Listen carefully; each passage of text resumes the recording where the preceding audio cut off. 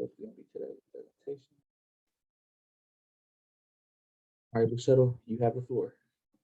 Welcome, everybody. Good morning. Welcome to Unseen Consequences of Gang Enhancements by Alex Diaz and Lucero Herrera. So a little bit about myself. I'm from the Self-Determination Advocate at the Young Women's Freedom Center. I work with young cis and young girls, trans young women and girls, trans young men and boys, and gender nonconforming folks. I meet young people where they are: juvenile hall, the adult jail, street, foster. I'm also working from a theory to provide support, to deepen our understanding of ourselves, to develop power and move beyond survival towards self-sufficiency. I'm someone who experienced long-term incarceration and also profile as a gang member. As a young member, as a young mother, I believe that young women and girls need to lead the change, the narratives of our lives by telling our stories as cis and trans women and girls, trans young men and boys, and gender expansive people. I believe that young women should have the agency over their own lives. The self-determination coaches is to support them in defining what sufficiency means to them. I meet women where they are and work with them over time to deepen their understanding of ourselves and what justice looks like and means for them, their children, and their communities. I have been with the Young Women's Freedom Center since 2015.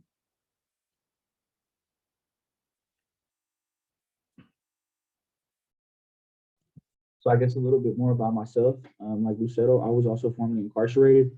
My first time incarcerated, it was in 2013, and I was 13 years old. For me, I joined a program. In the bottom left, there's a picture of myself, the CEO and founder of an organization called Positive Communication Practices that teaches a manhood development, social-emotional intelligence development, and also a behavior modification violence prevention program in the maximum security units here at Alameda County Juvenile Hall, but also in the Division of Juvenile Justice, otherwise known as previously known as Youth Authority. So right now, I'm a case manager in training. I'm helping to do some work with the youth. We're doing some violence prevention and behavior modification. On the right is another graduate of the program who was in there with me in 2013. So right now I'm the assisting executive director with him.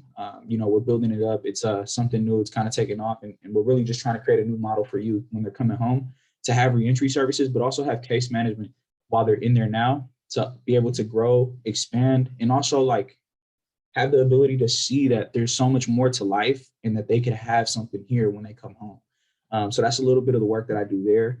With LSPC, or Legal Services for Prisoners with Children, I'm also a policy analyst, so we're working on 3 bills, SB 731, and some other bills.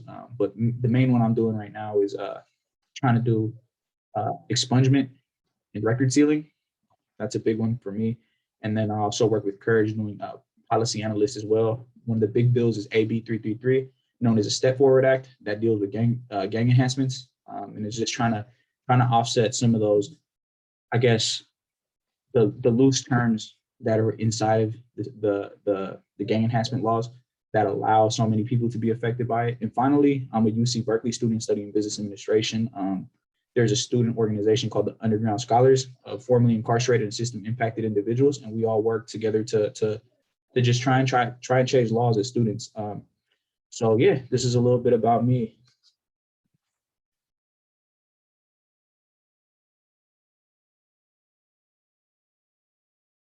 So today I'm going to be sharing my social biography, my life in the context of the world and the context as it is transformed by my life.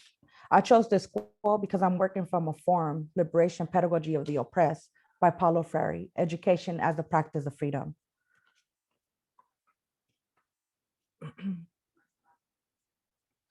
My journey into the US and the impacts of my migration in my life. I was born in El Salvador, where my mother fled her country due to the government political violence that turned into the Civil War. The Civil War built military gangs that trained children to use violence.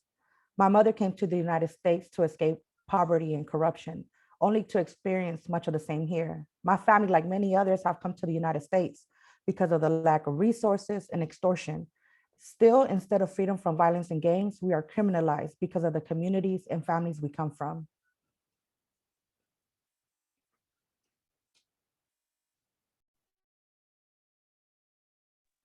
What is the education to prison pipeline?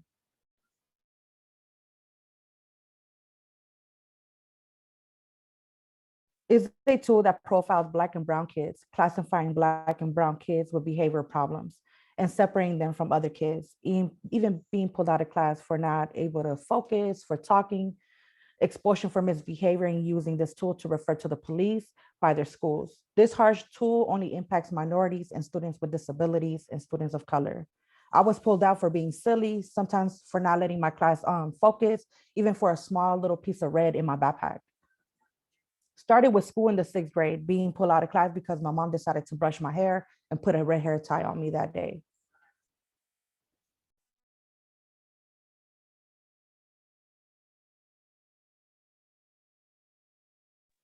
How did the early unjust police treatment impact my life? I grew up in San Francisco Mission District, where many of my friends and family were profiled and labeled gang members. I was 17 years old when I was charged as an adult because of a gang enhancement. And on my 18th birthday, I was transferred to the adult jail with 12 felony counts, including terrorism, mayhem, and attempted murder. My brother was also profiled, targeted, and eventually deported, which led to his murder in El Salvador in 2019.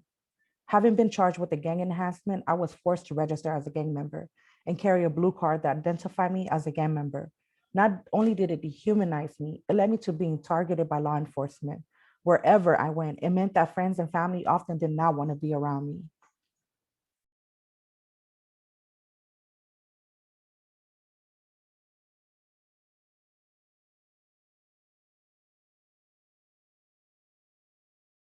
What does it mean to be registered as a gang member? On March 8, 2021, Proposition 21 gave a passage to courts to use this racist tool to dehumanize Black and brown people, a tool to mass incarceration, to register as a street gang member. This tool only brings shame in having to hide and be pushed out of our community. This tool destroys our freedom, a weak standard of proof to characterize gang enhancements. This tool is responsible for the hurt, the trauma, and many families' physical and financial pain and the abuse of rights taken.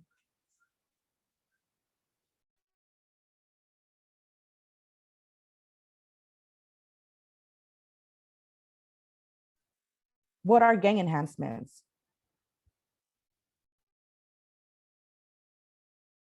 According to the law, gang enhancement is a racist tool that gives people of color additional prison sentence, even for a small offense. Do you know how many people get charged with gang enhancements? And if anybody wants to share on the chat, you want to raise your hand to answer this question, you can. So do you know how many people get charged with gang enhancements?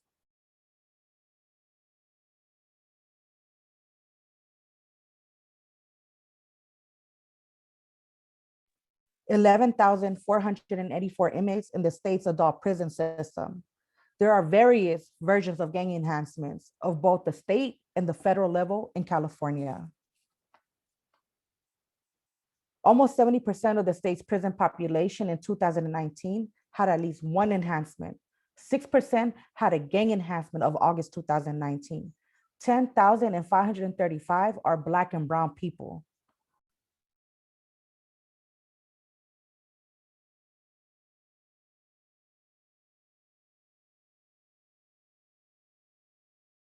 The STEP Act, today's racist system. It was passed in 1988 to crack down on the perceived threat of street gangs.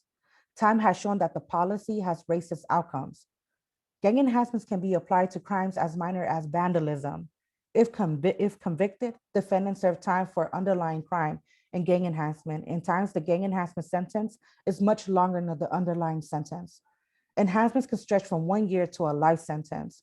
Gang enhancement is the most blatantly racist law considering how it is applied during trial, criminalizing Black and brown culture and communities. 27.6% of all gang convictions amongst incarcerated people in California were targeted and residents of LA County as of 2020.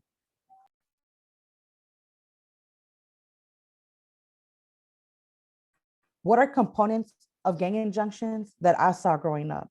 The injunctions. Labeling me of a certain area that my mom can only afford, a low income area. Racial profiling. I'm Latina and I was born in El Salvador. Even sometimes being profiled as called little lazy because of my brother. Even just walking down the street, getting out of school, I was profiled.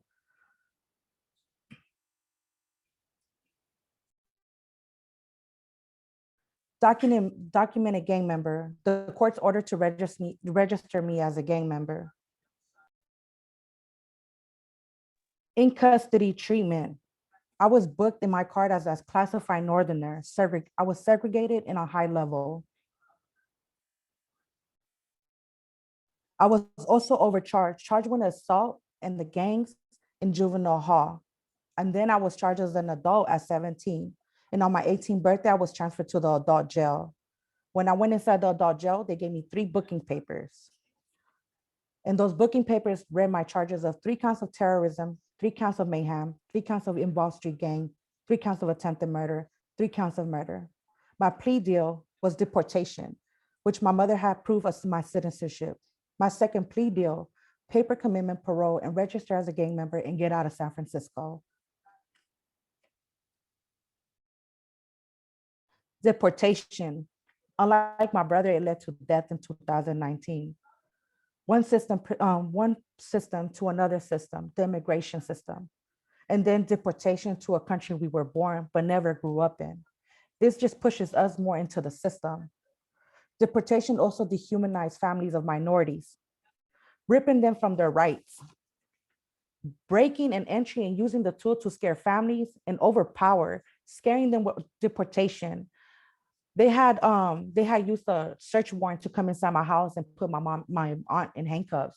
She's someone who was Latina, from El Salvador. She was scared of ICE. She was scared of deportation, and they ended up dropping her to the floor and putting handcuffs.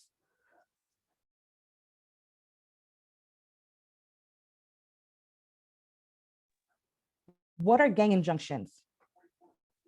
A gang injunction is obtained by the city attorney or district attorney who asks the judge to declare that a particular gang is a public nuisance and impose permanent restrictions on the targeted individual daily lives. Why this model does not work? These gang injunctions were created, in my view, as a tool for racial profiling. How do they work? The DA office or city attorney files a complaint against demographic of individuals in a certain neighborhood, which is said to be a hotbed of criminal activity. In an effort to reduce this, they impose restrictions that are constitutional violations, but are permissible if labeled public safety concerns threat. Some of these topics we will be addressing: profile restrictions, label targeted, following certain individuals in their daily lives, stopping and taking pictures of friends, loved ones, family, due to the partner or the family member having to register as a gang member.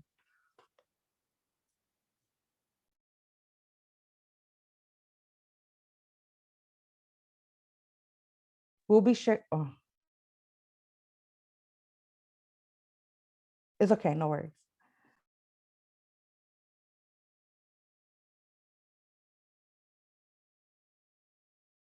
Gang injunctions, how they affect our life, our home, our community, and the involvement with the law. Gang injunctions, this tool is only used in a certain zone of low income families, Black and Brown and Latina communities, an area that we live in and that we can only afford. Gang enhancements are the drive to mass incarceration because they are easy for prosecutors to apply. We do not see gang injunctions in white neighborhoods targeting white gangs. Even the 3% of white gangs enhancement in California are primarily from Black and Brown communities. Once again, gang enhancement have been a key driver of mass incarceration because they are far too easy to prosecutor to apply.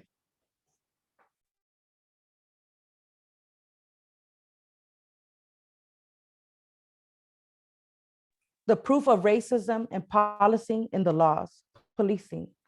Lawmakers have increased the penalties. Gang enhancements can lead to life sentences. Enhancements can also apply to nonviolent people in the system. 68% are Latino, Latina, and Latinx, and 24% are Black. Black and Brown communities are over-policed. It costs more to separate the gang allegations onto a separate trial. Bifurcation is the only way, the real way, for Black and brown people can get a fair trial without gang allegations that can only create unfair bias on the jury.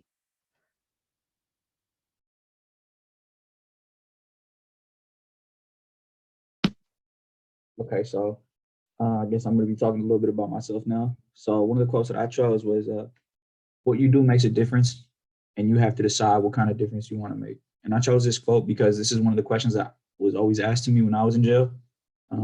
I was going through some changes in my life where I was trying to, go to education, trying to stay out of jail and stuff. So for me, personally being on this panel, speaking with all of you, telling you about my life, some of the things that have happened, and similar shared stories like between me and Lucero of things that have happened, and informing the community, and also trying to get the community involved in making some of these changes and efforts in these changes, is ways that I see, the change in my community, and how I could help my community. So with that being said, I'm a first generation Mexican American. My mother crossed the border, and my father did too when they were both 16 and 18. My mother comes from an indigenous town in Oaxaca. She's a part of the Zapotec tribe. So, they first landed in LA, and that LA was like the first time they had ever came to the US, but it was also the first time that they had ever seen ICE, immigration. And they also really got to experience what the US was like. They all came here for opportunities, just like Lucero's family did, trying to get away from certain things in their home, trying to support their families, trying to be supported. But what they didn't know is that, not having citizenship and not being able to speak English was going to play a massive, massive role in some of the things that we had to live through. Like they didn't have the ability to make enough money like they wanted, which meant that we had to live in extreme poverty. And that just led us to bad neighborhoods, or what people call the ghetto.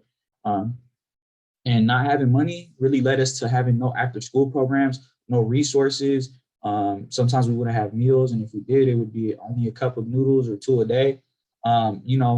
And it was a lot of stress during that time.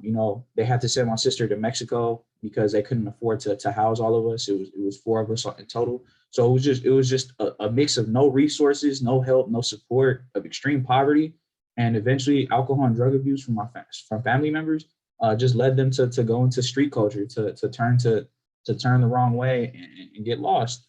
And part of that was being on the brink of homelessness, not knowing what to do, not knowing what was next. So just to share some facts with you, 1 in 10 Bay Area residents make too little to cover the cost of living, and then 62% make too much to qualify for food stamps. So it's like right in that sweet spot in the Bay Area where it's like, you might not have enough for rent, but you have enough to pay for food, and other public assistance won't come in and help you. And being an illegal immigrant doesn't help you. So that's kind of like, the mixture of what was going on at that time. So how did poverty and my family ties play into my role in my criminalization? So for me, my sibling closest in age is 4 years older than me, and that's my brother. So my brother was a documented gang member according to the Berkeley Police Department. That's where we're from. And he was put on a gang list. So typically what happens is when you put someone on a gang list, or you file court procedures against someone for criminal activity, what ends up happening is that the gang units, the task force, the police officers go to court, and they have documents and they have paperwork that say, hey, I'm an expert. I know what I'm saying, and this individual is involved with this gang. So then they'll say that he's affiliated with so-and-so who's documented, and it just creates a long, long list of individuals who are associates, affiliates, whatever you want to call it. And eventually it provides enough proof, most of the time, to say that they're gang members. So there are things like guilty by association and things like that come of it. So for me, since my family was really, really poor, I would have hand-me-downs. I would wear my brother's old clothes. I would wear his hoodies, and things like that. So the first time that I ever had a police interaction was in 6th grade. The police officers, the resource safety officer, whatever you want to call them, they came to our school, and they wanted to do a presentation. And they were like, we want to talk about staying on the right path, doing good, going to high school, going to college, and not doing bad things and whatever. But halfway through the presentation, midway through a sentence, one of the police officers looks at me and they say, you're so-and-so's brother, huh? And, being 12, 13 at that time, I was like, oh yeah, my brother. Like, yeah, how do you know him? Like, in my head, I was like, there's nothing wrong with that. That's my big brother. What I didn't know was that they looked at the clothes I had been wearing, which was his hand-me-downs, and they said, okay, so you're following in his footsteps. You're trying to be like him. So you are a gang member, because that's gang, that clothes represents, having like red clothes on, having certain hats on and stuff that he used to wear. They're like, okay, so you're associating with a certain gang or a particular area, from a particular area. So for me, that was the first time. I didn't know, but that was enough in their head to be like, we're going to single him out. We're going to target him. So some of the ways that happened was, I would get out of school in 6th grade. I would walk home and police officers would try to pull up next to me and be like, hey, where you going? What are you doing? Where's your brother? Who's he with? And they would basically try to interrogate me and try to get information out of me and push me to I guess, tell on my brother or whatever.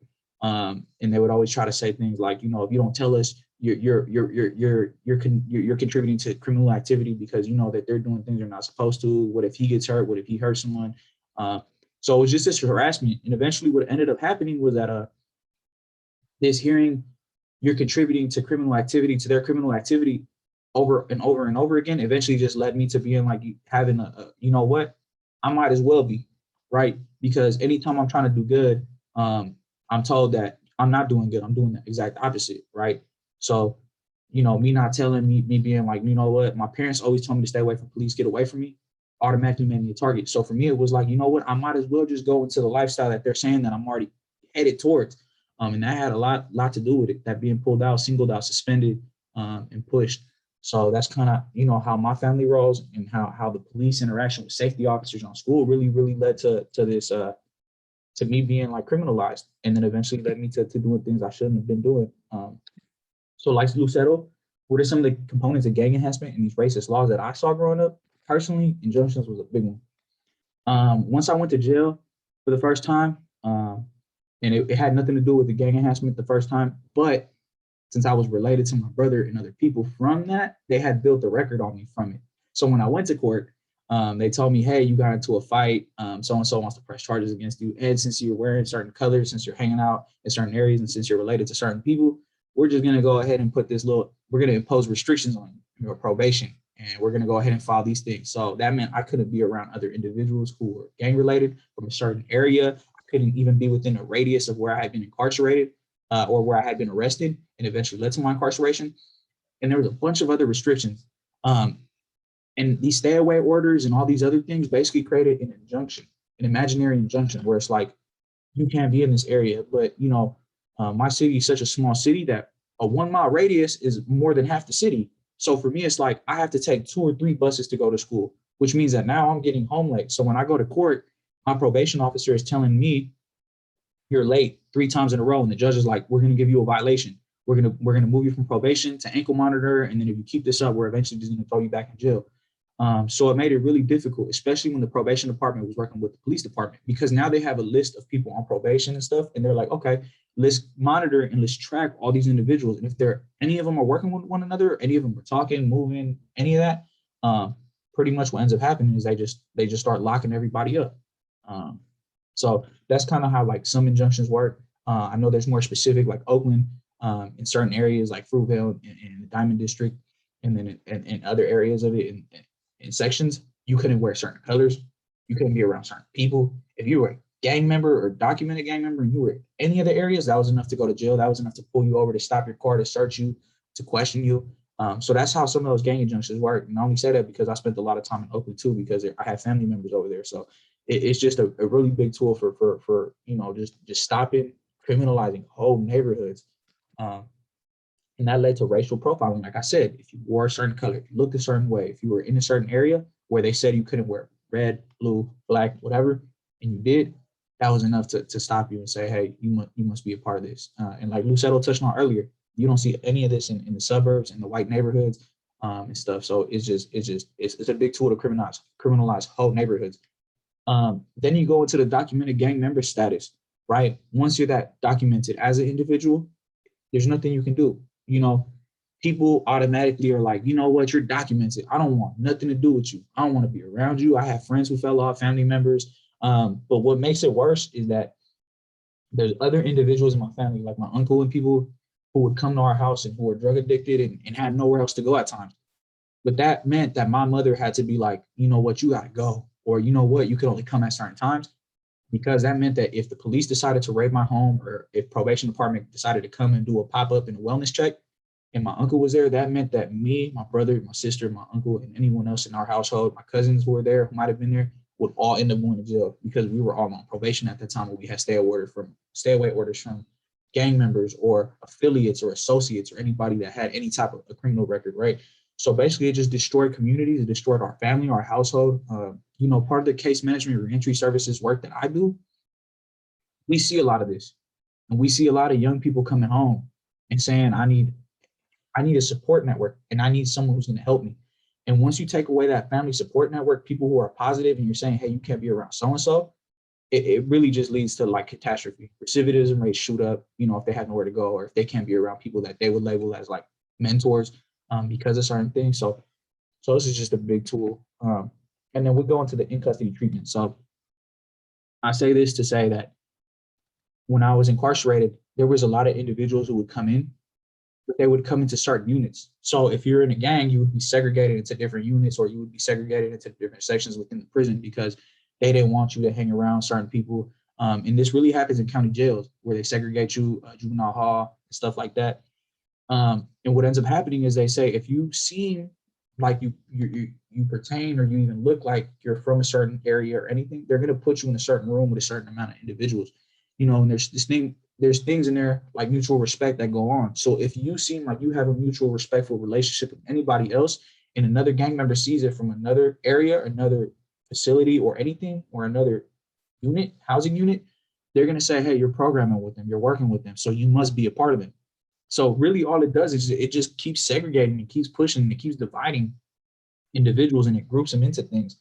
And it just perpetuates the cycle. And once you have that segregation, it becomes like it becomes justifiable to lock up, to put people away for 23 hours out a day in a cell, to only have half the units come out at a time, to not allow full interactions, to not allow certain things to come into the units, commissary, and you can't have certain amount of things. It's just really dehumanizing, because other individuals in other units are allowed to have that. And what's more is that certain people might be going in and out of court, and I've seen it multiple times, and it's happened to me multiple times, where the officers, the safety officers, the sheriffs, whoever it might be, they come in and they raid you, because they're looking for things to prove that you're a gang member. They're looking for things to put you in this database. So at 3 a.m, you're woken up to guns pointed at your face, screaming, get on the floor. And at 4 or 5 a.m, you have to return back to your cell after you've been stripped naked, after you've been put in boxers, and you're sitting out in the cold, it's 40 degrees outside, and you're just sitting there on a bench, cuffed up, all of you. And you go back, your bed's ripped up, your mattresses are ripped up, notes are ripped up, papers ripped up, they spill water on your bed, and you're just like, well, what am I supposed to do now? So this inhumane treatment is big. And then you go into the overcharge and sentencing. And plea deals, that's the biggest one, the plea deals. So for me personally, I got charged with accessory to murder for one of my cases. And I was looking at a maximum of 3 years for it. And when the district attorney came in and they said, hey, we have paperwork to file a gang enhancement on him, the conversation switched from, okay, you're going to do a year to 2 years and we'll let you go home, to it's a life sentence now. So we can give you whatever we want, and you're just going to have to work with us. Meaning that they could come in here and say, okay, you're going to get 3 years, but the gang enhancement is going to give you a life sentence. So that's where they would create deals. Okay, sign up to be a gang member. Sign up to be on probation with X, Y, or Z restrictions on your life. You have to carry an identification card like Lucero did, right? And it just became this basis of like, where there's no real evidence aside from like for me personally, I don't have no tattoos. I don't have anything on my body. So for someone to come in here and say that I'm an expert, I know that he hung around, or he's around, or his family members, or so-and-so, and say that we're going to go ahead and apply gang enhancement, it's not fair. It's too loosely based. So that's a little bit of how those pleas come out, and how they really, really like are super racist, but also create plea deals where people are like forced to take something and settle. So that a little more background for me is I want to give you some information about how my whole community became profiled and policed. So the building on the right is called Berkeley Youth Alternative. Berkeley Youth Alternative was one of the only places we could go as low income people in the area. Unfortunately, there was a big well got burned on the side of the building, right? And to us as kids, we looked at it as the farm workers, the whole thing that they did, with Cesar Chavez and this whole movement and like this wonderful thing that happened. But to the police, it meant something else because there was a lot of crime happening, like Lucero said, an area with a lot of criminal activity, a hotbed for criminal activity. All these things started popping up, and they were like, "Oh, it's a lot of Latin people over there. Oh, it's a lot of African American people over there." So, we're just gonna go ahead and ground them up, bunch them up, and just because that's what happened in the 80s when this gang enhancement came out.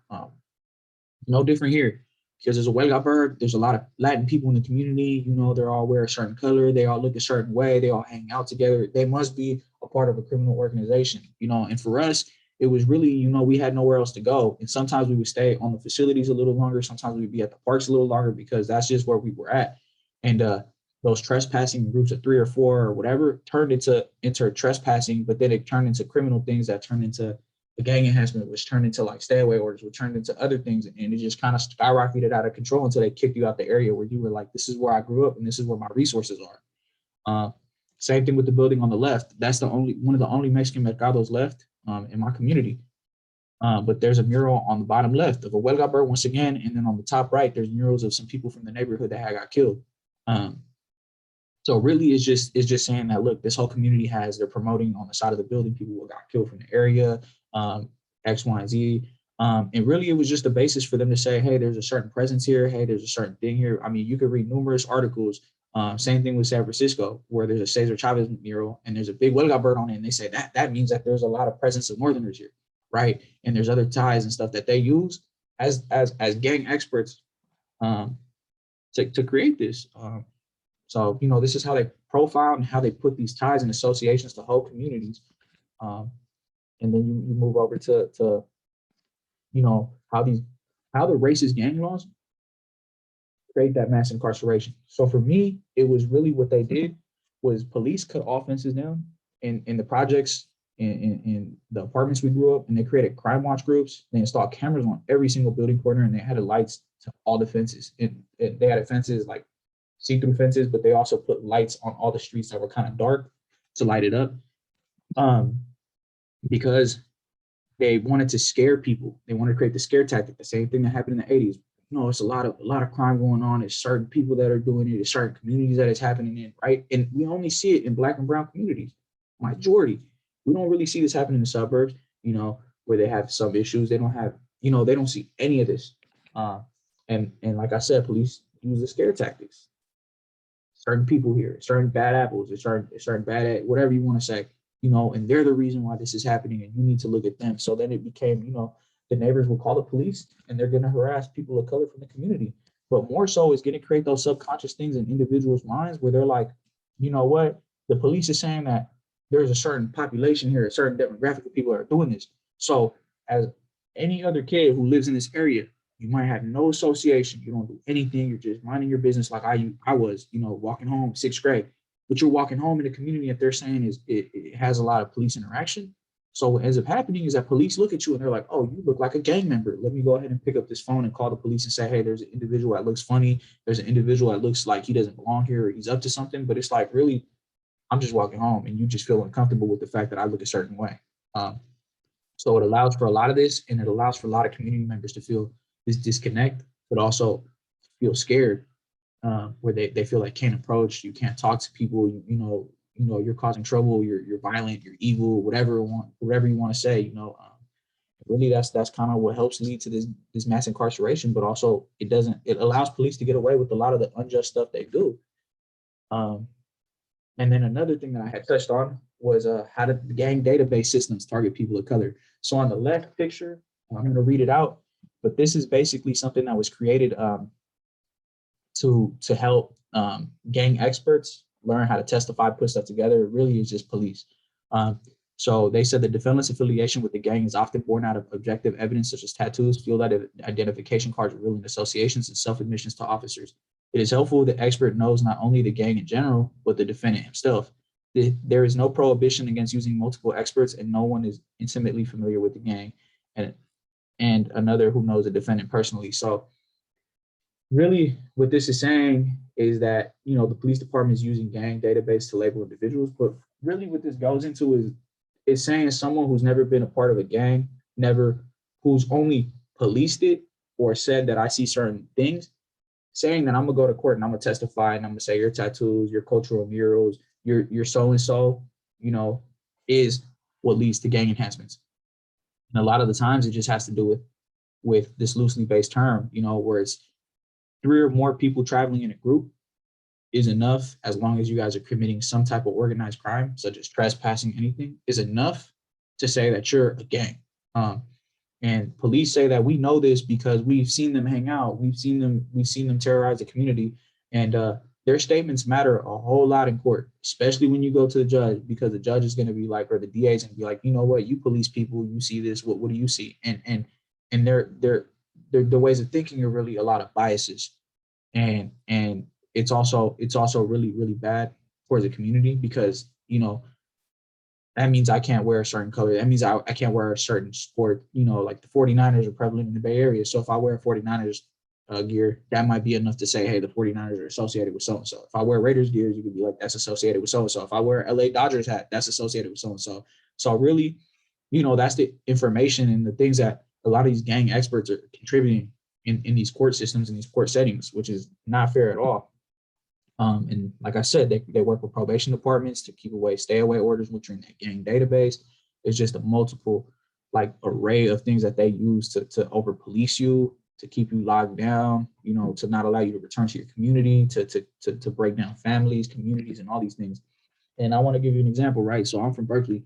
So, you know, there's a lot of students who hang out in groups of 4, 5, 6, 7, stay in parks after dark, after restrictions, who go out and drinking and are walking around in groups, but you hardly ever see them criminalized and say, hey, you're an organization, you're drunk in public, you're causing mass hysteria to the groups, blah, blah, blah, whatever you want to say. You never see them being targeted. But the moment that me and 3 other people from my community wear the same gear or wear the same hat, same shirt, same whatever, we're automatically targeted. So this just goes to show, how racist and how much they target certain people and certain demographics of people, and they track them.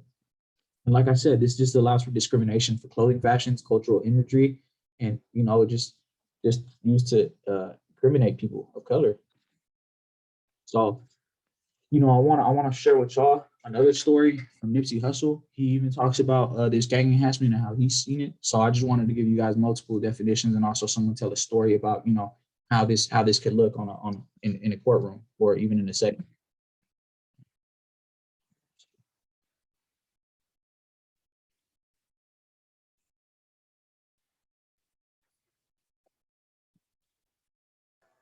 Alex, I think you need to share your sound. Okay. Yeah, give me 1 second. I need to reshare my video. Okay. It's different. They got a thing called a gang enhancement. Meaning, let's say, Ebro, you a gang member. I don't gang bang. You in Rosenberg, see me, bow. Y'all jump me. Regular gang shit. Y'all fight me. Y'all break my nose. All right, that's a fight. Now, the fight hold maybe 16 months to 3 years max, depending on y'all criminal history. But you got the hood tattooed on you. He don't. He gonna get his 3 years. You got Rolling 60s tattooed on your body. I actually do. That's interesting. Yeah, I know. I heard. You know what I'm saying? It's weird that you know that. Nah, but now when you go to court, they gonna say, all right, you're giving you 3 years for the actual crime, but your gang enhancement holds 30 because it was called what they call great bodily harm. Because now they saying you done this for the benefit of a hood that has a history of murder, killing, bank robbery. So you doing this to benefit this hood. So now your crime gonna get you 3. Your gang enhancement, just because your tattoo, gonna get you 30. He got 3 years, you got 33 years. That's how they start whooping people. It's called a gang enhancement. And it's unbelievable. A carjacking can get you life if you from a gang. The gang enhancement on carjacking is life.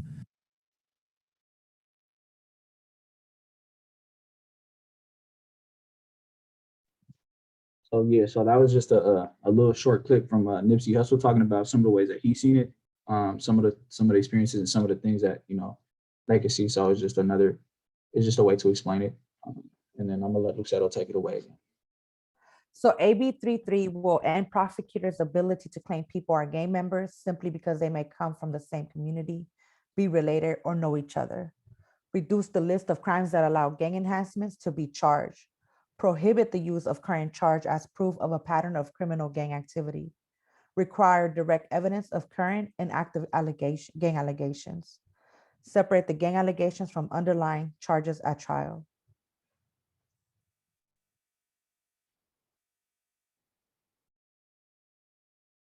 Where is AB 33 now? AB 33 is in the Senate Appropriations, which is shared by the Senator Anthony Portantino. As District 25, the Appropriations Committee will review the cost of the bill due to the bifurcation language, which would separate the underlying charges from gang allegations at trial and carries the spirit of the bill.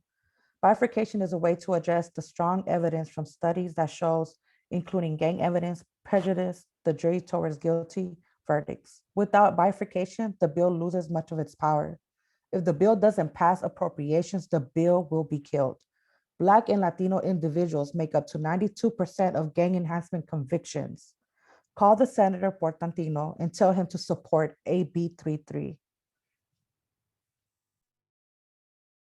We're asking for all of us to call out to action. If you support AB 33, we have a script right here.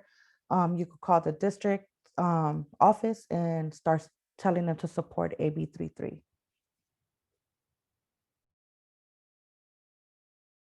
Yeah, and with that being said, me and Lucero put a lot of work in this, and if you want to support us in any way, me personally, I'm a college student, so Lucero is also a mother. So if you guys want to support us through the pandemic or anything, my Venmo's right here, and I'll split any of the contributions.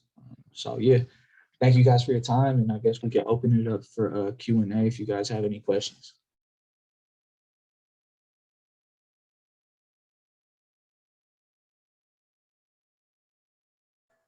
Thank you so much. Yeah, please feel free to put questions in the chat. We have about half an hour still, so now would be a great time for a conversation. Go ahead and unmute yourself. Is it Lorena? Yes. Hi, my name is Lorena, and I live in Santa Barbara, but I can relate to what you're saying in regards to having a brother my brother was a Crip. We grew up in Oceanside.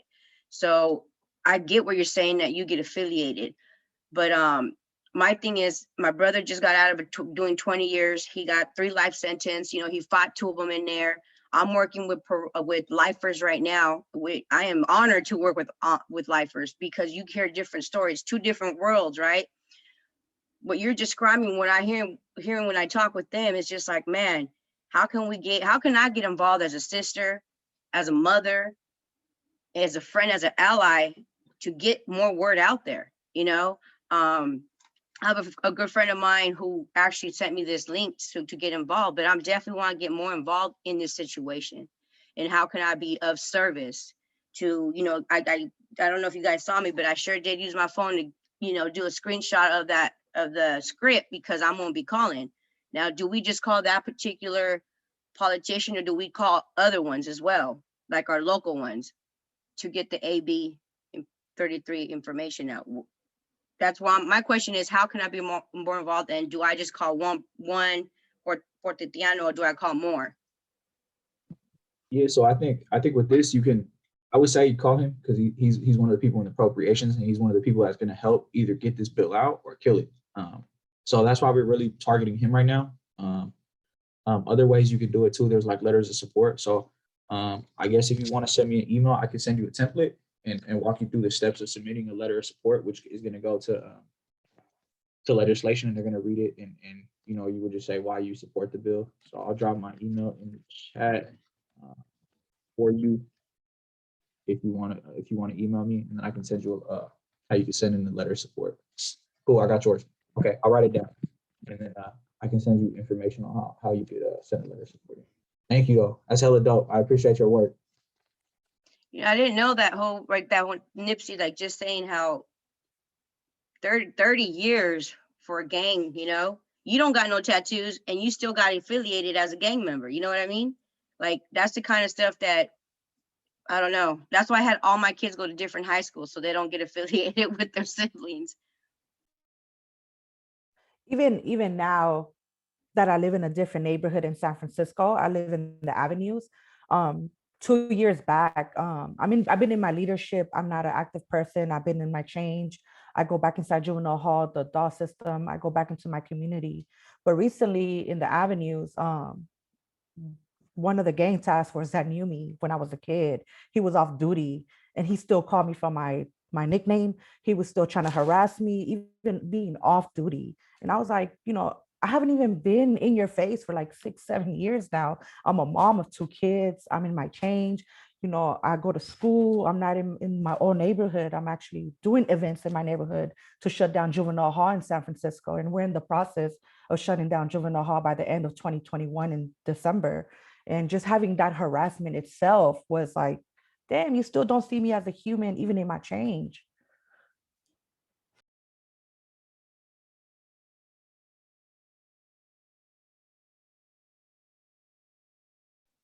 Well, Lucero, if you need me to go up there and support you guys, being part of shutting something down like that, let me know.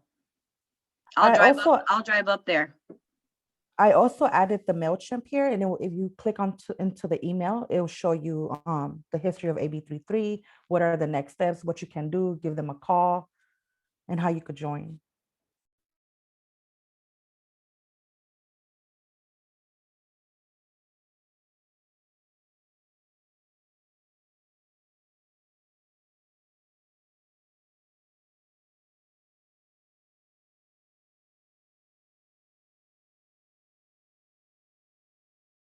Lucero, I said your name wrong, huh? Lucero, sorry. I just did mine. It was really easy. This is Layla from Pillars. How you doing? How you doing? Thank you, Layla. Yep, I just did my email right now. And then on the bottom, it let me even put a more personal sentence on there on why. So if anybody wants to click that right down, that link they put in, you could actually make that. If all of us did that, that's 23 emails just from this conference that folks are going to get, that Portantino's going to get. And that's a lot of help. And it just took me literally about 20 seconds.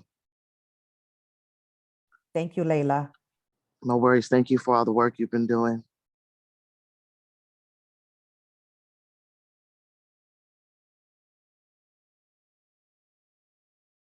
Thank you, Ben. I just want to add that those emails are so important because the legislators and the reps really do take tally of it. So every email is impactful.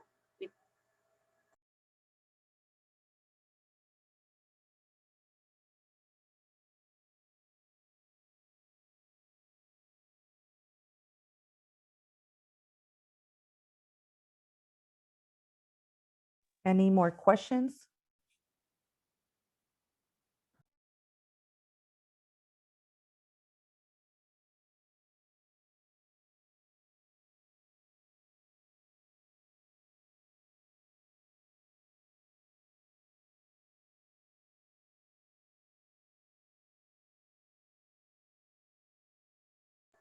Well, we do have time to have more of a conversation. I don't know, Alex, if you want to put your Venmo back up, that would be cool. Folks can pay for your time. Thank you so much. The next round of stuff is at 11:30. But yeah, we should keep talking. AB 333 really has a chance of going into law this year. So Please support, please share this out to your community, to people who have been impacted. This is a big fight. It's just a little step, to humanize our Black and brown people, to, think about their investment of, coming back into the community and helping our young people out who are in the same situations. I just did my email. Thank you, Layla, for that. I did it right now, like you said, and it didn't take not much. So my other question, just because I noticed that it actually sent it through my Outlook email. Can I send it through my Gmail email as well? Yeah. You can, like, they did something fancy. You see how fancy it was? It populated the email for you. So right. It brought up that email. So I think once you click it and it populates it, you might be able to copy it and then paste it in your other one. Okay. Yeah, that's what I usually do. I usually like take it from the Outlook and I put it right into my Gmail. And I make a Gmail and send that.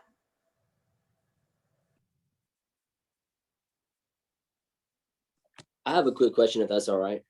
I got here a little late, so I might have missed it. But does this do anything like retroactively? Like if anybody who's like going through the system right now, if this were to pass, does it like only count for like the future, or if you're already like in the system because of it, it can go back and like reduce your sentence? It's Yeah, not so, retroactive, but next year we're coming back to get more, right, you guys? Yeah, so this cycle there was a lot of amendments made to it. Some of them got rid of stuff like that. So yeah. So I mean, but part of the first step of it is actually trying to get this to pass and people to, you know, California says it's progressive and whatnot. So part of it is like, let's get this through, and then let's with the coming legislative cycle, let's try to push it a little further. But I think just getting it off the ground, getting some of those things already on there and some stepping stones, this will help us do like achieve some of the other things that you've been brought up in terms of like retroactivity and some other things that people want to see with it.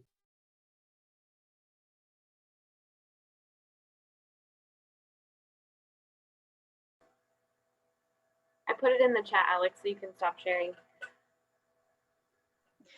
I have a question. So Lucero, you mentioned how you just got harassed by this cop who was when you were doing your stuff, right? And can't you just do like a harassment on him? Because like that's harassment now.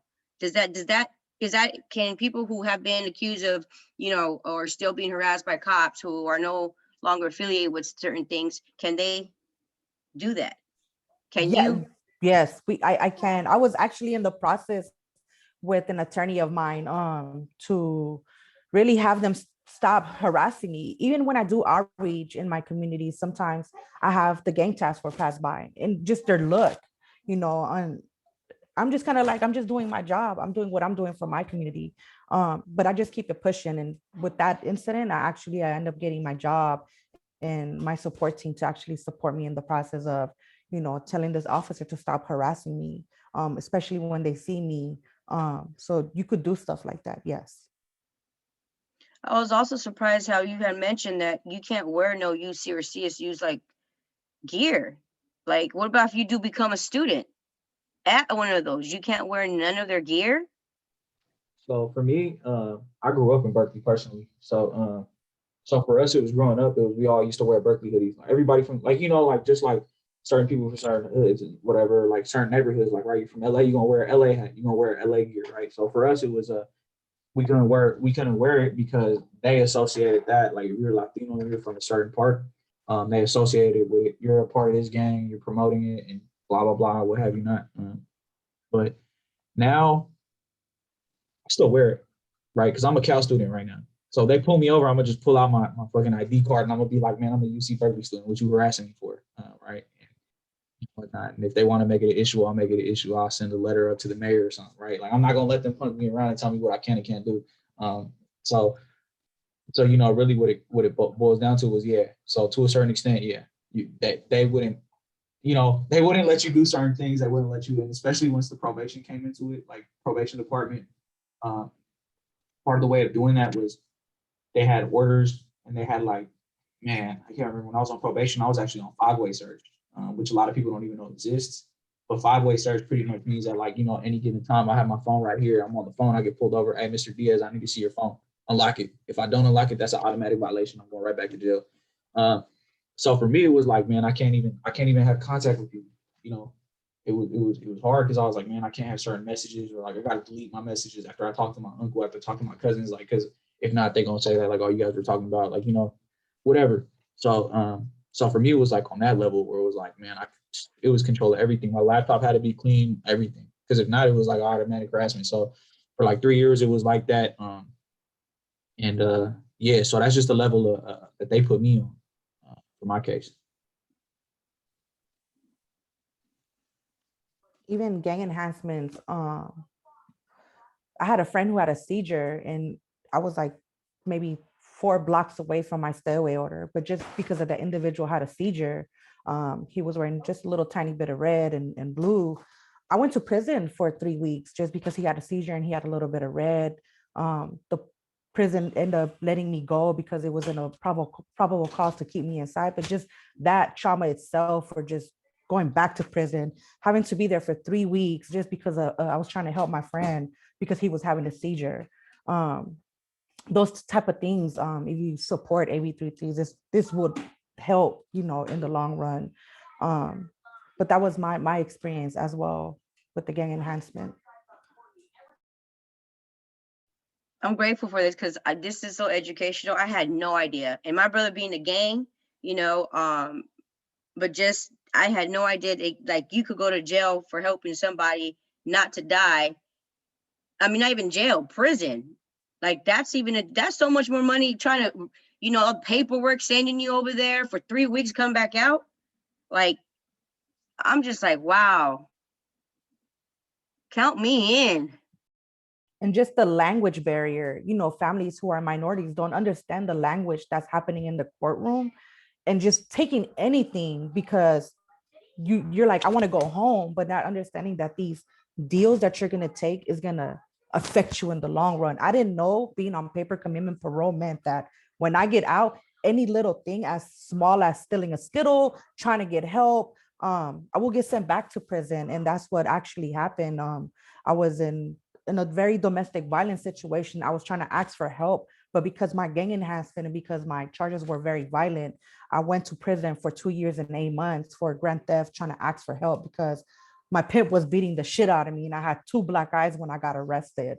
But my gang enhancement carried more than what I was looking for when I was actually trying to get help. Yeah, and even sometimes too, one of the things that they do, like currently for me, I'm trying to get rid of it, is they also put this thing called suspended sentences on you. So for me, I got a 10-year suspended sentence, meaning that if I fuck up, I automatically get a 10 years in prison. That's part of my deal. So 10 years for 10 years is what they told me. So if I fuck up in 10 years, I automatically get 10 years in prison. So that's another thing that they do too. They can do suspended sentences on you, where it's like a way for you to come home, but it's like, all right, you fuck up, you done. For me, and that was part of like my strike and stuff that they gave me on my deal. So there's things like that too that they can give you and that they hand out sometimes. But it's crazy things, right? So now it's like, man, I'm just, you know, you got to be super careful with everything you do. You got to be super on point, you know, like, and things come up. So those are some other tactics and some other things that they can use and they can try to build on you and stuff. And honestly, one of the biggest things of these gang enhancements is when you're in a courtroom and you're trying to fight your case, the moment someone says, hey, let me show you some pictures of, for me, it was like, let me show you a picture of a red shirt that was in his room. Let me show you, you know, whatever it might be. Let me show you a picture of him and his brother, or his brother back in the day, or like on somebody else's profile, whatever, from like 3 or 4, 5, 6, 7 years ago. And you're just like, man, that's so long ago, you know, like, right. They have certain statutes on evidence, but like, they still say it to build a case. Like, well, we just want to show you what type of individual this person is. And they use that to sway the court to be like, okay, so he's gang related. And the moment you say that, individuals in the courtroom are like, nah, he you know, they automatically have this association in mind, like, yo, you a gang member, you must be violent, you must be evil, you must roll with a certain group.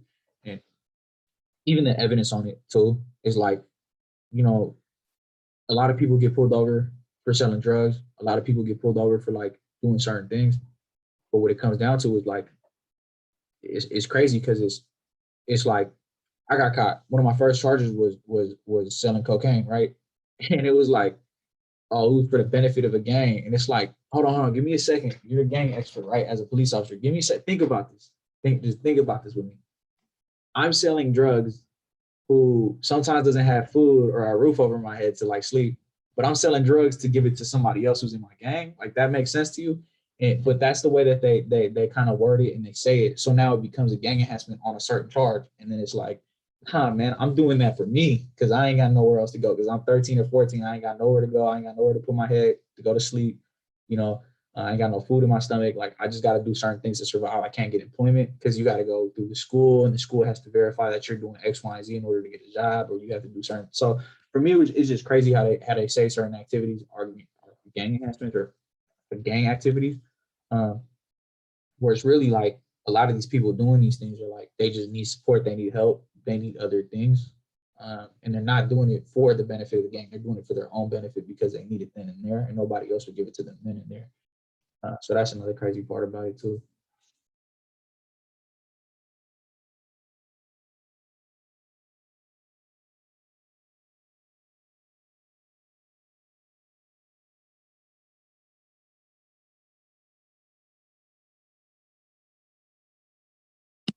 I don't know if folks got other questions, comments, or if you guys just want to bring anything up.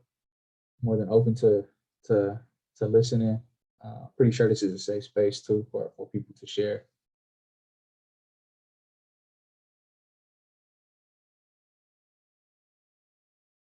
Now, when you were saying about your brother, man, like I was like, so my dad was in the military, right? And then we moved out of the base, which was even a culture shock for us. Because when I went, I remember my first day of school, like everyone had, you had your groups, there was groups, and I never had that. Like I was waiting for somebody to come to me and be like, hey, you're new here, how you doing? Because that's how I was in the military base, right? Nah. Luckily, I had a friend who wasn't with me, who lived in there, went to school with me, and she's like, here's a whole different story, Lorena, whole different story, right? So she brought me in, and all of a sudden it's like, especially when you biracial and you have different things, it's so different. We don't have it that easy either. So they would ask me, oh, you're so-and-so's sister. I'm like, nah, I don't got no siblings. I got no siblings, and I dead off look like my brother, but I always denied he was my brother for that same reason, and this is a time when in the 80s when drive-bys were going big, but no, I get that. And it sucks, when you said that 10-year life sentence. So right now, as of today, if you were to do something, they could take you back and you have to finish off your 10 years. Yeah, so the way it works is that as part of my deal, it was like, okay, if you repeat a certain behavior that you were already charged with, so like an assault, if you have another assault case, that assault case is automatically gonna carry 10 years for you. That's part of it. So it was like I had already got credit for time served on what I had did, right? I took whatever deal I took, served my sentence, and then as a part of it was like, okay, if you repeat that criminal behavior again, because we already have you on file for this, right? We could automatically apply to 10 years. But for me, in my head, personally, like you asked me, it had a lot to do with the gang enhancement because my attorney told me if you go to court, if you go to trial, it's going to be really hard to fight it. And once they say like that gang enhancement, like Nipsey said in that video, because I had assault with a deadly weapon and a great bodily injury charge. So it was the same thing. If like we take it to court, you're gonna be looking at like 30 years, 20, 30, 40 years, whatever it might be. So as part of my deal was like, we're gonna, I guess it was kind of like the judge was like, all right, we're gonna let you go with what you've already served. But if it happens again, it's an automatic 10 years. Are there any lawyers that specialize that are for, like, not for, but defend gang members of gang injunctions? Like, are there, like, I could pick up the phone right now and be like, look for a gang injunction lawyer who defends gang members against the DA? Probably. I mean, I wouldn't doubt it because there's so many cases that happen in so many different counties that have to do with this. I'm personally not sure. I haven't heard of it. I'm pretty sure certain attorneys deal with it a lot in certain areas. Like I know Oakland officers and like the DA has set up that injunction throughout Oakland. And I know it was overturned though. I think they set it up in like 2014 when I was like 17 or 16. They set up those injunctions. So it was like you couldn't be in a certain part of the city and or within like the Diamond District, right? That's where all the Latino people were at. You couldn't be in there and like wear certain colors. You kind of be in there and do certain things or be with certain people. So I'm pretty sure there was like a lot of attorneys in court cases that came up, and they probably had like the Constitution, like they probably codified like a constitutional thing or something, where they're like, this is a violation of my rights. Like how are you going to tell me I can't dress a certain way even if I don't have a criminal, like even if I don't have any criminal charges, I have no gang membership status. Like how is in the Diamond District is like if you wear red, you gonna get charged for if you're out after a certain hour or time, like after 10, I think, and you're under age 18, that's enough to get violated or stopped or harassed too.